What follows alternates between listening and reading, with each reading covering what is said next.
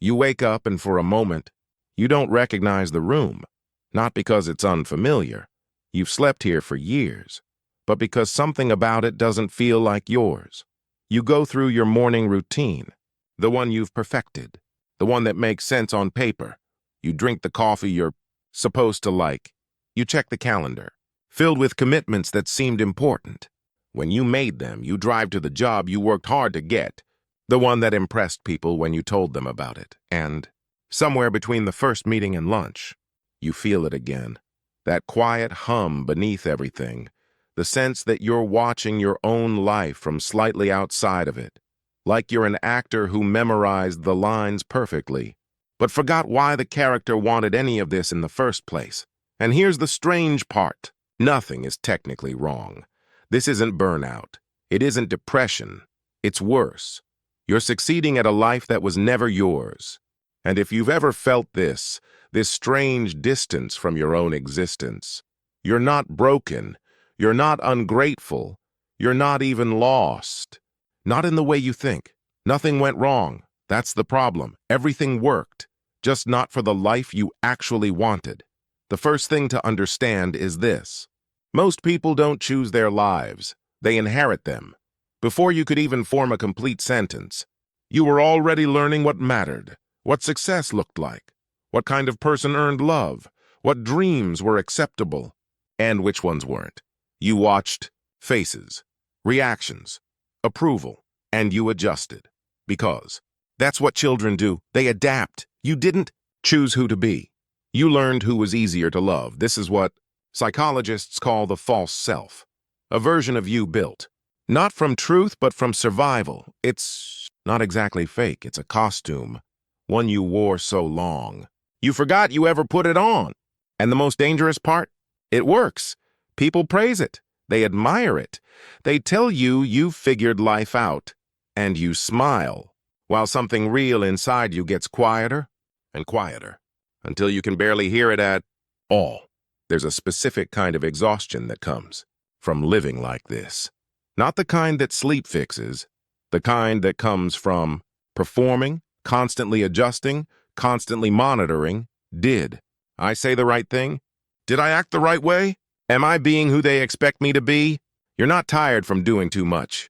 You're tired from being someone you're not. The people most likely to end up here, the easy ones, the good kids, the ones who didn't cause problems, the ones who adapted fast, who seemed mature early, but that wasn't maturity. It was awareness. You were reading the room and becoming what the room needed. You were the easy kid. That's why you became the invisible adult. And over time, something strange happens. When you don't know who you are, you start borrowing goals from people who seem certain, your parents, your culture, your peers. You chase metrics that were handed to you, money, status, titles, approval, and they work. They give you direction, they give you structure.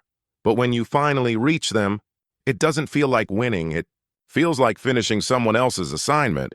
There's a moment this hits most people, usually after a success, a promotion, a milestone, a moment that's supposed to feel like arrival. But instead, there's emptiness, or worse, grief, because something in you realizes the truth. You didn't fail. You just spent years climbing a mountain. You never chose and your real self. It never disappeared. It just went quiet. It shows up in small ways. Sunday night dread, scrolling your phone at lunch with no real interest, hitting milestones that feel empty, feeling jealous of people who have less, but seem more alive. These aren't random feelings, they're signals. But here's why it's so hard to change. Because this life, even if it doesn't fit, feels safe. It's predictable. You know the rules. You know what's expected. The alternative? Uncertainty, risk, disapproval. And your brain reads that as danger, so you stayed, you adapted, you performed. You weren't being fake.